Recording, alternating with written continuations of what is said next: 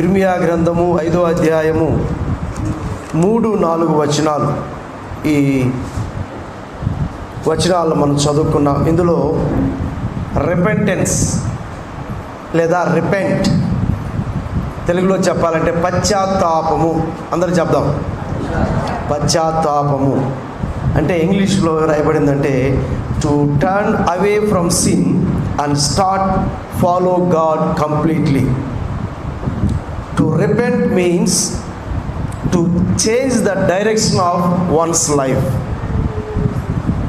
పశ్చాత్తాపము అదిలా రిపెంట్ అంటే నువ్వు వెళుతున్న మార్గం నుండి తిరిగి ప్రభు వైపు తిరగడం, ప్రభు మార్గంలో వెళ్ళడం, ఇది రిపెంటెంట్. మత్తయి సువార్త 1వ అధ్యాయము 3వ అధ్యాయము 1వ వచనం నుండి 12వ వచనం వరకు ఈ లేఖనాల్లో చూస్తే ఇంకా చక్కటి మాటలు మనకు ఉపయోగపడతాయి. పశ్చాత్తాపం గురించినటువంటి మాటలు. మత్తయి సువార్త 3వ అధ్యాయం 1వ వచనం నుండి 12వ వచనం. మత్తయి సువార్త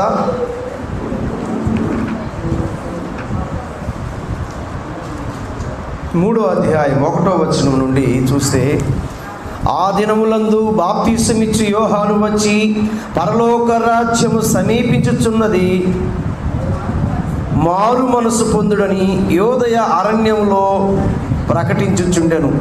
ఇంకా ప్రభు మార్గము సిద్ధపరచుడి, ఆయన త్రోవలు సరళము చేయుడని అరణ్యములో కేక వేయునొక్కని శబ్దం అని ప్రవక్త అయిన యెషయా ద్వారా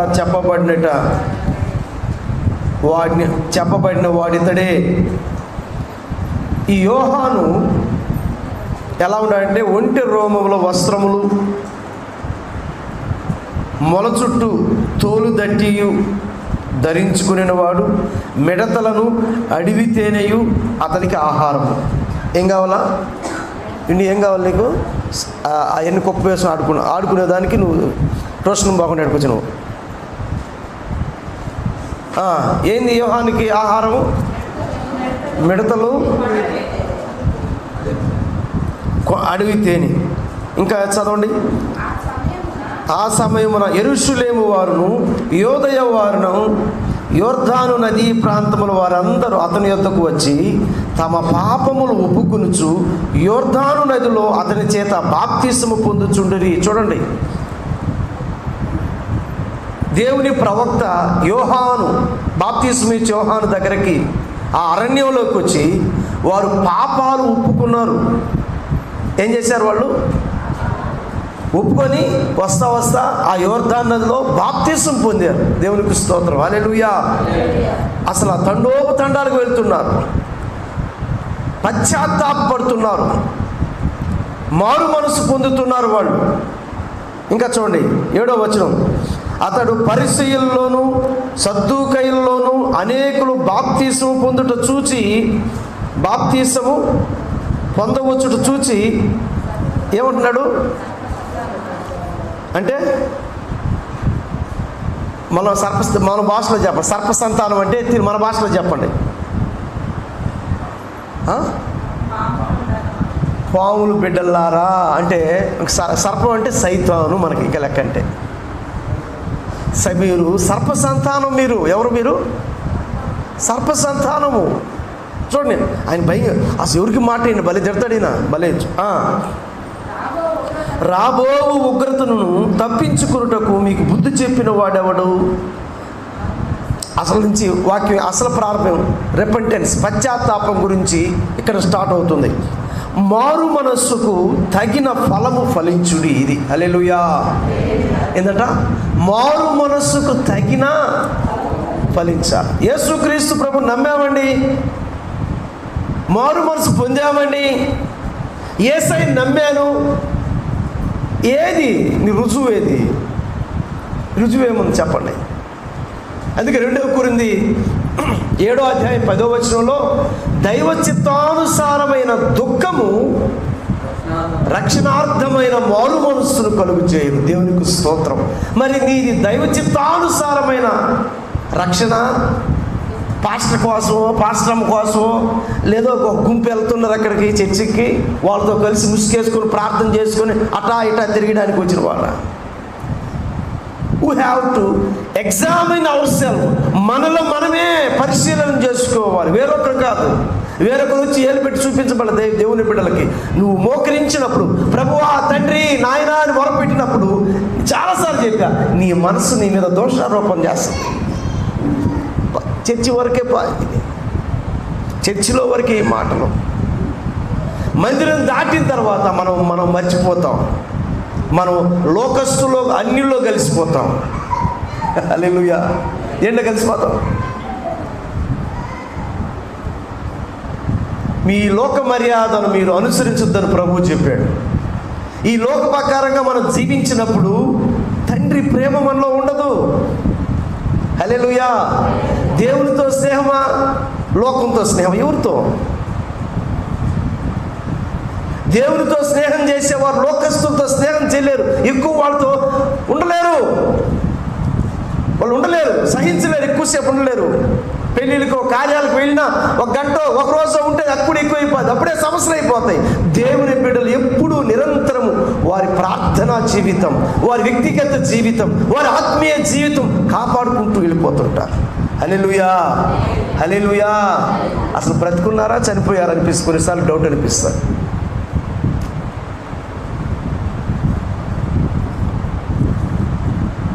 తుఫాన్లు వచ్చినప్పుడు, వరదలు వచ్చినప్పుడు చూసారా ఎప్పుడన్నా మీరు? వరదలు వర్షాలు వచ్చినప్పుడు చూసారా? నీళ్ళు ప్రవహిస్తూ ఉంటాయి, కాలువల్లో చెరువుల్లో అన్నీ నిలిపోతూ ఉంటాయి. మీరు గమనించండి, చనిపోయిన కొన్ని చేపలు ఉంటాయి. ఏం చేపలు చూసారు ఎప్పుడన్నా? అవి నీళ్ళలో కొట్టుకొని పోతుంటాయి. ఎటు పోతాయి? నీళ్ళు ఎటు పోతే అటు పోతాయి. నీళ్ళు ఇందువల్ల అవి చచ్చిపోయాయి. ఆ చేపలు చనిపోయాయి. పెద్ద పెద్ద చేపలు పొట్టపగలు చచ్చిపోయి పోతా ఉంటాయి. నీళ్ళు గబ్బు కొడుతా, ఆ మురికి నీళ్ళు ఎటు పోతే అటు పోతూ ఉంటాయి. ఆ మురికి నీళ్ళు ఏ ఇంటికి పోతే ఆ ఇంటికి పోతాయి, ఏ ఊరికి పోతే ఆ ఊరికి పోతాయి, ఏ కాలం పోతే కాలం పోతూ ఉంటాయి. చచ్చిన చేప ఇది. బ్రతికిన చేప అలా పోదు, నీటికి ఎదురుపోతుంది. దేవునికి స్తోత్రం చెప్పండి. హల్లెలూయా. బ్రతికిన చేప ఏం చేస్తుంది? నా ప్రేమైన ప్రభు బిడ్డలారా, నువ్వు చనిపోయిన చేపవా, బ్రతికి ఉన్న చేపవా? చేప అనగా నీవే, విశ్వాసవి నేనే, మనమే. బ్రతికున్న చేప నీరు అనగా వాక్యానికి ఎదురుపోద్ది. వాక్యం, మంచి నీళ్లు, మంచి వాక్యం. చచ్చిన చేప మురికి నీళ్ళు ఎట్టిపోతే ప్రతి మురికి గుట్లోకి పోతుంది. ఎందుకంటే ఇది మురిగిపోయింది, చచ్చింది కనుక, పురుగులు పట్టింది కనుక బయట అలాంటి గబ్బు కొడుతుంది. ఈ గబ్బు చేప ఏమవుతుంది? ఎక్కడికైనా, ఏ ఇంటికైనా పోదు, ఏ వీధికైనా పోదు, కొట్టుకొని పోతా ఉంటుంది దాని బతుకు. మరి నా ప్రియమైన విశ్వాసి ప్రభు బిడ్డలారా, మనం రక్షించబడ్డామా? బ్రతికి ఉన్న చేపలమా, చనిపోయిన చేపలమా? అందరూ చెప్పాలి గట్టిగా. మీ పక్క వాళ్ళకి చెప్పండి, బ్రతికున్న చేపలమా, చచ్చిన చేపలమా అని చెప్పండి. బ్రతికున్న చేప, చచ్చిన చేప. చచ్చిన చేప ఏంటంటే మురికిళ్ళు కొట్టుకోబాది. మంచి మురికిళ్ళు అంటే బాగుంటుందా? ఎక్కడెక్కడ నీళ్లు స్టాక్ అయిన డ్రైనేజీ మొత్తం కొట్టుకొని పోతా ఉంటుంది. వచ్చేసాడు మళ్ళా, తీసుకెళ్ళిపమ్మా, తీసుకెళ్ళు, మళ్ళీ చూస్తున్నావు.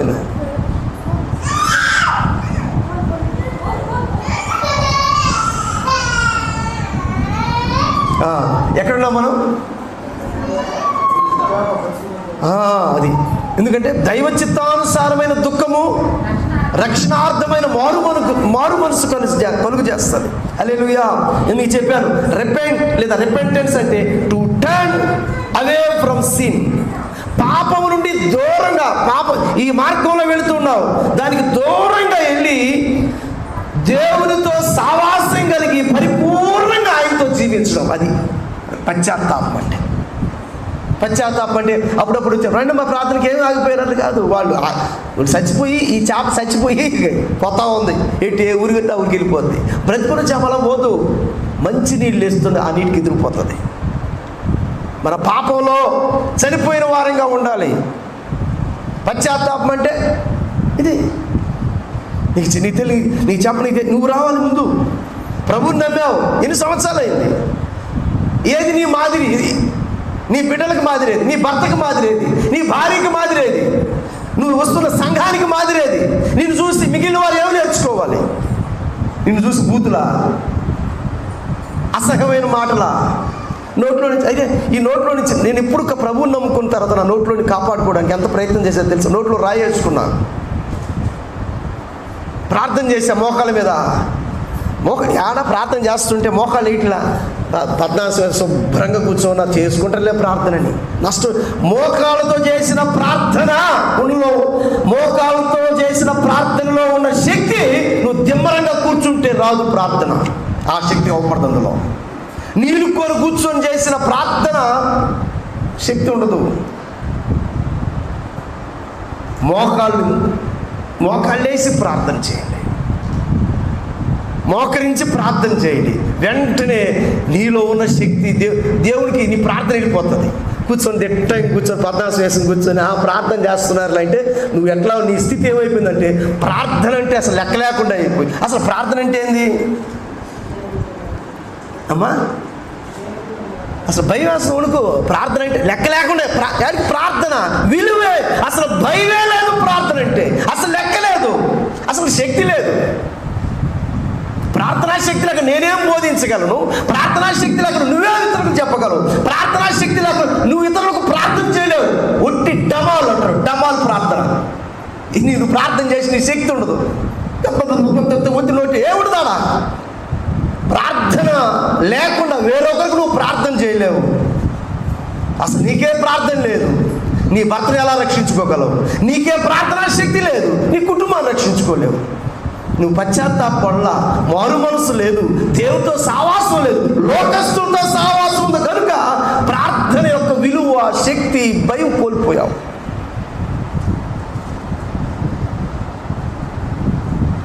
లెక్క లేకుండా నా ప్రేమైన ప్రభు బిడ్డలారా, నేను అడిగేది రిపెంట్, పశ్చాత్తాపం అంటే చూడండి ఏమంటున్నాడు తెలుసా? అయ్యా మారు మనస్సుకు తగిన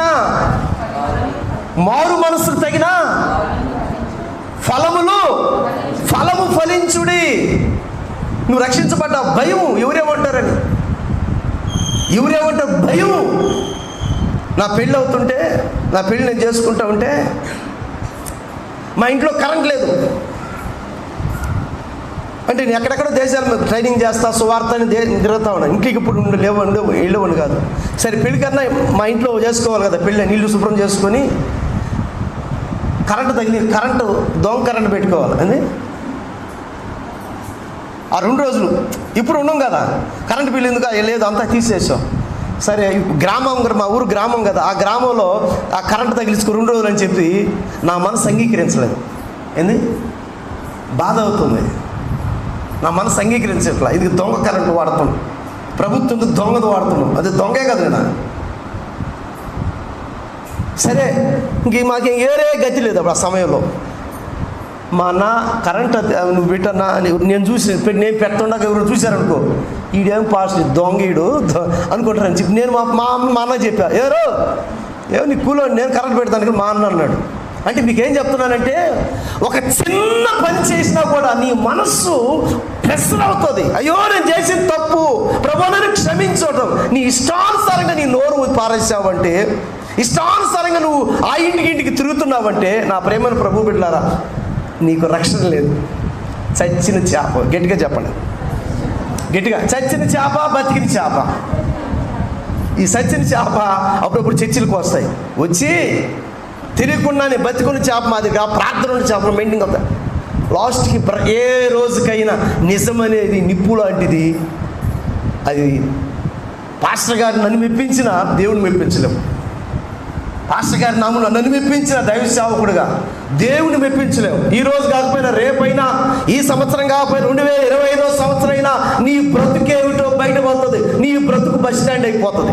ఎవరు కాపాడలేరు. అయ్యో మనం దాకా బాగా చర్చికి పోయారే, ప్రార్థన బాగా చేశారే, టీవీలో కూడా సాక్ష్యం చెప్పారే, అయ్యో మందిరానికి వరప్రసాద్ వారు చర్చికి వెళ్ళారు, వారి ప్రార్థన లేదు, వారిలో రక్షణ లేదు, మారు మనసు లేదు, వేషధారుల మాదిరిగా చర్చికి వెళ్తున్నారు.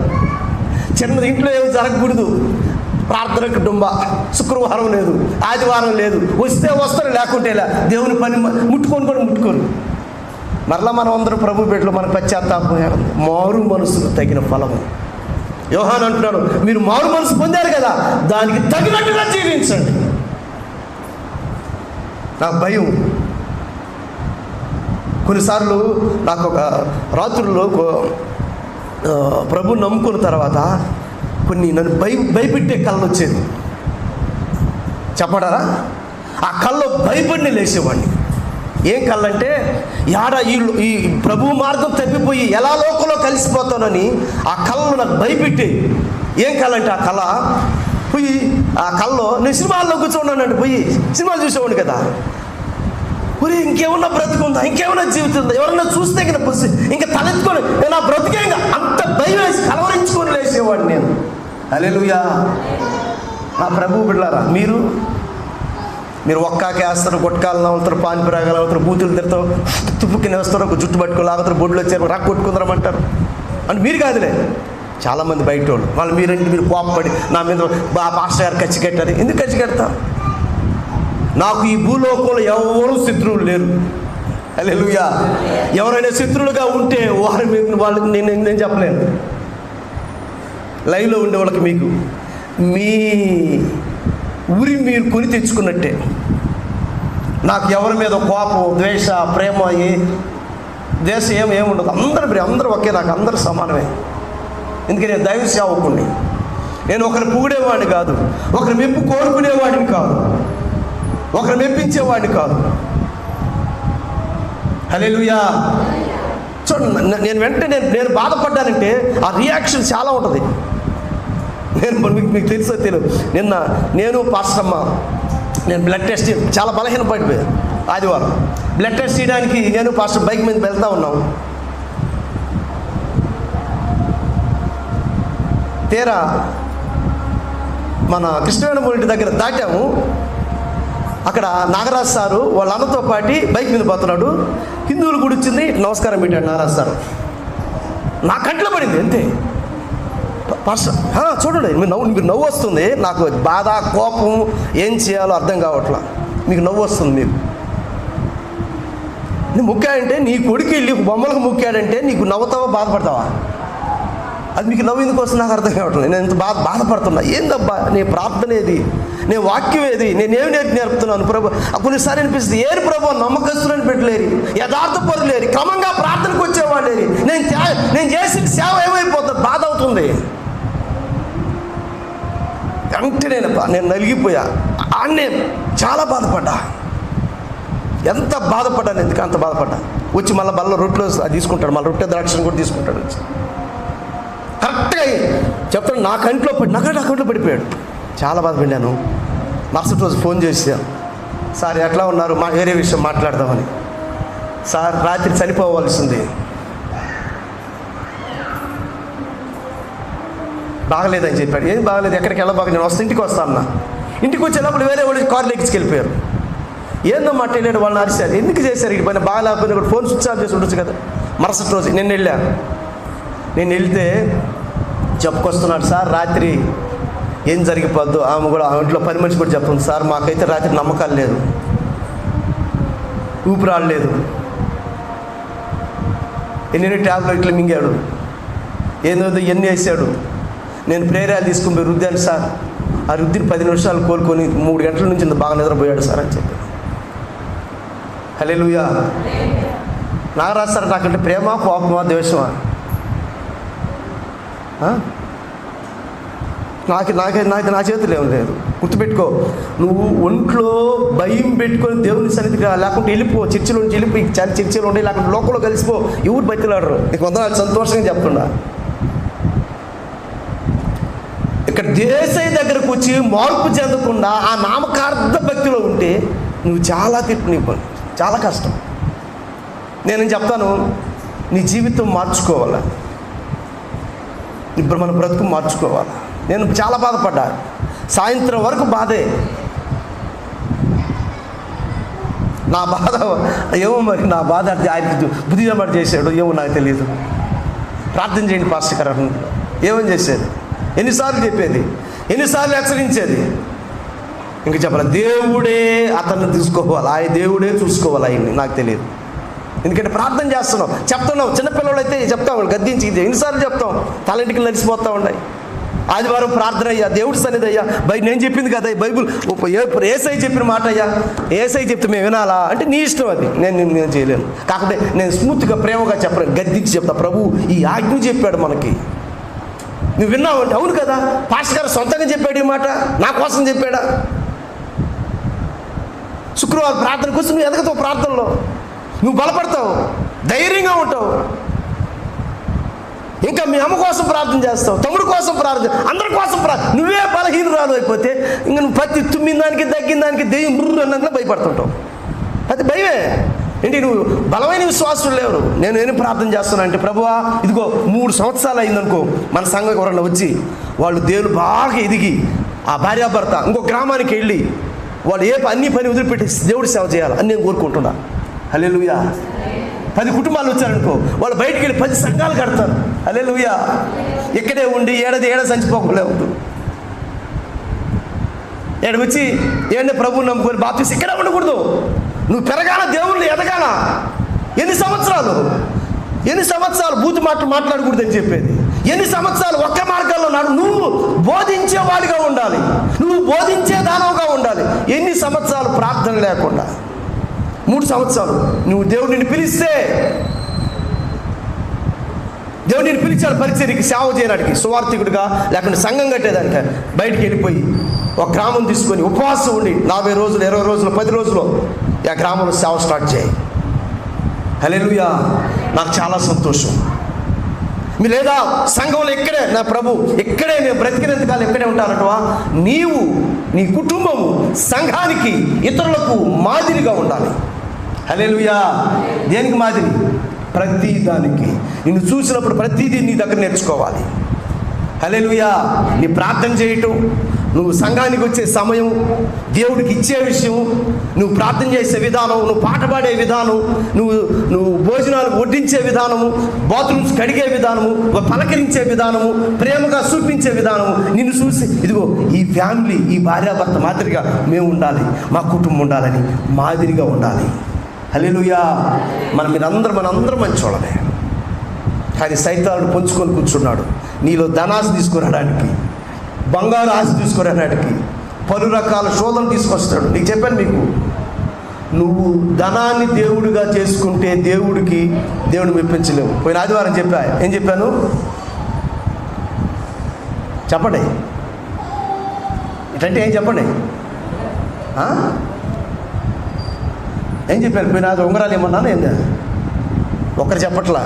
పోయిన ఆదివారం చెప్పిన వాక్యం ఉంగరాల గురించి, పెళ్లి ఉంగరాల గురించి ఏం చెప్పా? ఉంగరాలు అమ్మేసి రెంట కట్టుకొని బియ్యం కొనుక్కొని తిన్నాం. సంఘం లేదు, మాకు ఆదాయం లేదు, ఏ సంస్థ డబ్బులు లేదు, ఏ బంధువులు ఏ స్నేహితులు మమ్మల్ని ఆదుకోలేదు, మాకేం ఆస్తులు లేవు అంటున్నారా? అలా సంఘం కట్టింది ఇక్కడ చర్చి సేవ. ఇలాంటి సంఘంలో డూప్లికేట్ వాళ్ళు అసలు ఉండలేరు, నామకార్థులు అసలు ఉండలేరు. ఏ రోజైనా సరే నువ్వు బయటికి వెళ్ళిపోవాల్సిందే. 8 సంవత్సరాలైనా ఆ ఫ్యామిలీ బయటికి వెళ్ళిపోయింది, నటిస్తూ ఉన్నారు. నువ్వు పశ్చాత్తాపం పొందావా? మారు మనసు పొందావా? లేదు, నటిస్తూ ఉన్నారు. సంఘం మొత్తం గలిబిలి చేశారు. వాళ్ళే భ్రష్టులు అయిపోయారు. ఈరోజు భ్రష్ట జీవితం అనిపిస్తున్నారు. ఏమి జరుగుద్దో తెలియదు. ఇప్పటికీ పశ్చాత్తాపం పొందారా? నో. దైవసేవకుడు రాళ్ళు వేస్తున్నాడు, దైవసేవకుడు దుర్భాషలాడుతున్నారు. మీకు ఏదో వచ్చింది. నేను చెప్తున్నా, 100% ఏదో జరగబోతా ఉంది మీకు. అయ్యో మేము చేసి సంఘాన్ని మోసం చేసాము, ఇన్ని లక్షలు అప్పులు చేసాము, మోసం చేసాము, దానికి పశ్చాత్తాపడండి, ఏడవండి. వాళ్ళందరూ రొమ్ము కొట్టుకొని ఏడుస్తున్నారు, శపిస్తున్నారు మీ కుటుంబాన్ని. వీళ్ళంతమంది ఏడుపు, వీళ్ళందరి మంది బాధ నీకు నీ బిడ్డలకు ఆశీర్వాదం కాదు. ఆశీర్వాదమా? 10 మందిని ఏడిపించి వాళ్ళు డబ్బు తీసుకెళ్తే వాళ్ళు ఎంత బాధ క్షోభ అనుభవిస్తారు. అది తెలియట్లేదు నీకు. ఇప్పటికైనా పశ్చాత్తాప పొందితే దేవుడు యేసయ్య క్షమిస్తాడు. మంచి సంఘాన్ని చూసుకొని వెళ్ళి పశ్చాత్తాప పొంది బతికిన చేప వల్లే వాక్యానికి ఎదురు వెళ్ళు, వాక్యం నేర్చుకో, పరిపూర్ణ విశ్వాసం వల్ల ఎరుగు, దైవ చిత్తానుసారమైన దుఃఖము చెప్పండి రక్షణార్థమైన మారు మనసు కలిగి చేస్తాడు. హల్లెలూయా.